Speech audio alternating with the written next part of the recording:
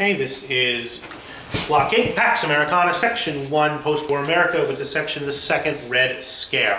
First Red Scare, we remember after World War I. We're afraid communists are going to come spread worldwide revolution in the United States.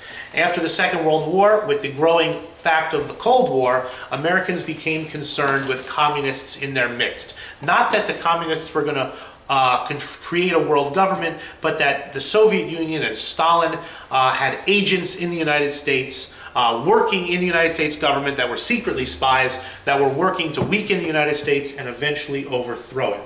That there are communists in our midst, and Americans have to ferret them out. The first ferreting out took place in 1947 under President Truman, and he came up,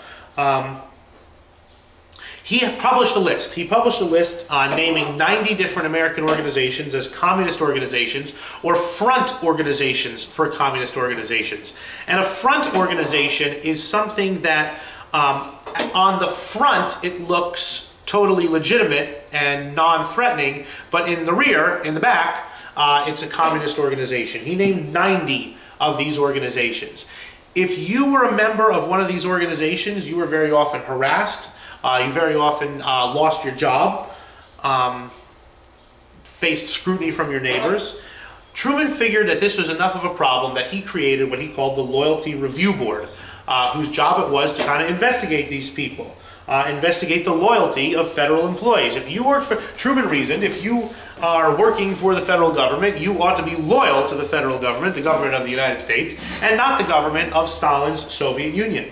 And this Loyalty Review Board started interviewing and questioning lots and lots of federal employees, from top high-ranking State Department officials to the local guy who carried the mail. Over 3,000 federal employees were identified as sympathizing with the Soviet Union, and they were forced to resign or they were dismissed from their posts. Was this fully in the spirit of American tolerance and goodwill? Probably not, but it was certainly supported by a large percentage of American citizens who did not want communists working in their government. The Congress then turned back to a committee that it had set up before World War II. The committee that had been set up before World War II was called the House Un-American Activities Committee, which had been set up in the 1930s to investigate both fascists, Nazis, and communists in pre-war America. But after the war, HUAC, the House Un-American Activities Committee, is brought back to life by Richard Nixon and by a senator from Wisconsin by the name of Joe McCarthy. Through the late 1940s and early 1950s, HUAC searched the country for communist subversions and front organizations for Moscow. There was lots of communists in the United States in the late 1940s and early 1950s, and there was a lot of Communist Party activity, and there was a lot of communist front groups. What threat they represented to the United States is a lot more up for debate. Was these just a bunch of, left-wing intellectuals who gathered in living rooms and talked about how much they didn't like the United States? Or were these people really working for the Soviet Union? Were they Soviet spies trying to harm the interests of the United States? You don't know. Anti-communism, though, is used by other opponents of change. This is kind of something else that happened. That 1950s America, things were changing. Civil rights were happening. A sexual revolution was starting to happen. Morals and mores were changing.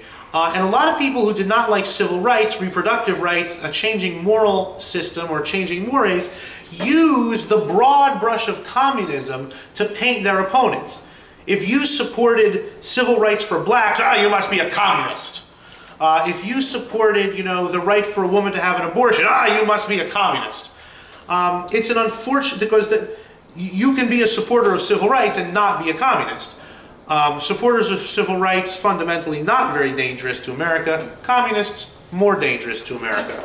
But the fear of communism was attached to fear of change in other things. And it made the anti-communist cause look bigoted and sexist and racist sometimes. Were there communists in America? Absolutely. Were they working for a weakening of the United States? Absolutely.